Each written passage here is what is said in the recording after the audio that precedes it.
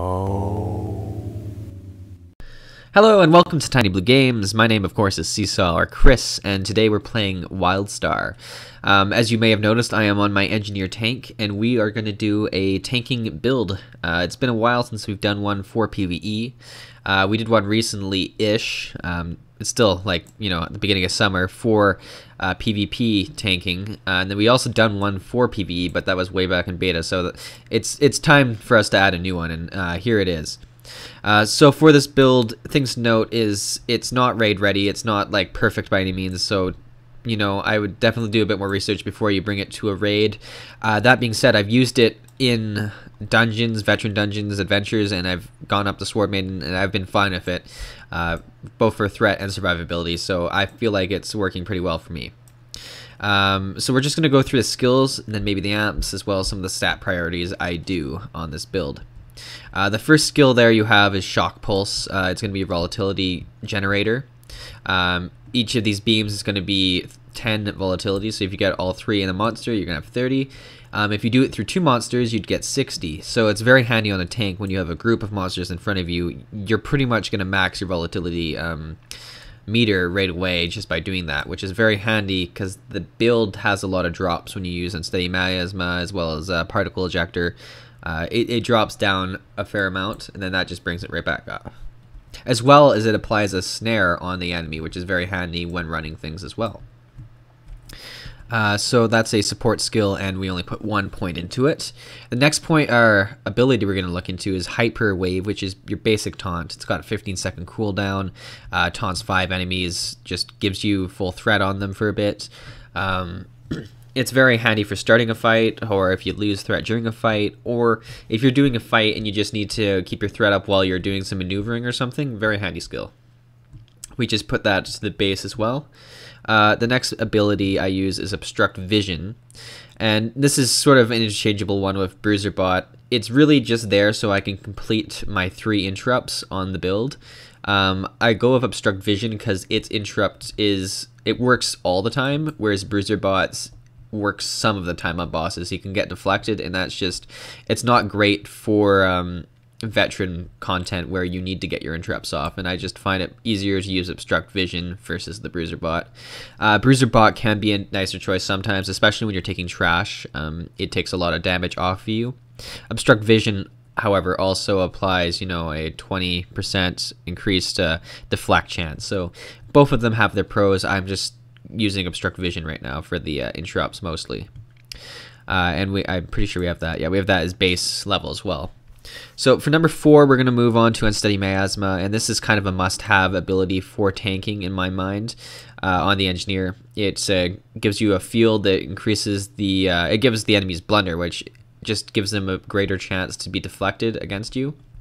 And you can keep it up all the time pretty much, and it's just a great thing, especially for fighting trash. But it's pretty much keep it up all the time, and you'll just take a lot less damage, as well as you'll proc feedback all the time, which is what we're about to get into in a second. I'm pretty sure I put my extra point into Unsteady Miasma for now. Once I get some more ability points and can actually do something more useful with it, I might move that point, but I put it there just because each point increases the amount of blunder the target has on you, so I figured why not. Feedback's the next ability we use, and we do take that to tier 8, as we're going to have it pretty much, used every 8 seconds, which is its cooldown because of how much deflect we're going to have. Interesting things about it is at tier 4, you gain 15 volatility if you're between 30 and 70 volatility when you use it, so that's handy. At tier 8, it reduces the damage of your next incoming attack by 54%, so that's a significant chop in damage, but more importantly right now it appears that this buff stays on you for 5 seconds after use, not just for the next attack. I believe it was 5 seconds, it might be more than that, but that makes it very powerful right now, as it can get 54% less damage for a lot of attacks that are coming towards you. If it changed from that, I might put some of my points into something else, or I might even take feedback off, but right now I do like it. It's a great threat generator as well as a damage reducer. We're going to look at our next one, which is Particle Injector, and this is your primary skill as a tank for just attacking things. I take it to tier 8, which you don't need to necessarily. I take it to tier 8 just to increase the amount of threat it generates, as well as to have it apply an expose, which reduces armor by 20% for 0.55 seconds, which seems very short, but it ticks, like you're going to have it on the monster the whole time, so it's pretty much keeping that buff on the monster, or debuff rather. At any rate, you want to make sure you get it to tier 4 usually, as that makes it so it costs 3 volatility per tick, which makes it pretty much usable whenever. Moving on here, we look at Zap, which is maybe my favorite skill as a tank, in the fact that once you get it to tier 4, it destroys 2 interrupt armor. Because this paired with our Obstruct Vision makes us have 3 interrupt armor on the set, and makes us very handy for running veterans with other people. It's really nice because it's a very quick interrupt. Like between the two of them, you just go boom, boom, and you've got them both. Like it's instantaneous, boom, boom, and they're interrupted, which is just perfect for getting it off in the nick of time. Moving on, we're gonna look at Code Red. Or more importantly, the 8th slot here I just use for a utility skill. Code Red I use mostly for a lot of adventures. It's great to have, or trash, wherever you have lots of monsters to get aggro on. But I've switched it out with Urgent Withdrawal, Reconstructive Matrix, Diminisher Bot, Shatter Impair. Anything on this page I've switched it out with at times, depending on what I need. So that being said, you only put the 1 point in, and then it's just really quick to switch it over if you ever need to during the fight, or during the dungeon. Moving on, we're going to take a quick look at our amps. So as we're a tank, we do have a fair amount in support, but we do have a few scattered around. For support, we do put all 9 into the very base level. Moving up to tier 2, we do Enmity, which is going to increase our threat generation, and Repeat Business, for the increased critical deflect rating, which is very handy for raids and dungeons when you want to try and get that as high as possible. And then we go to Boosted Armor, which it's just a really great skill to have. On taking heal grants defense for 5 seconds. Defense increases armor rating by 12.5%.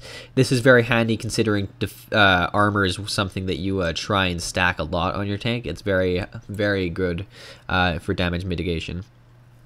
Then we're going to move over to Hybrid. I do put Increased Strike through Chance up to 3 because it's very handy not to have your attacks missed, especially when you get to higher end content. It's just a lot easier than trying to find gear. And then you go for Forceful Impacts, and this will increase your support power by 9.6%.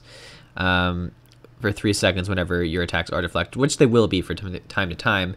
The handy thing is when you do miss an attack and your threat drops, it's going to jump right back up because you have an increased support power by 10%, which is going to bump up your damage.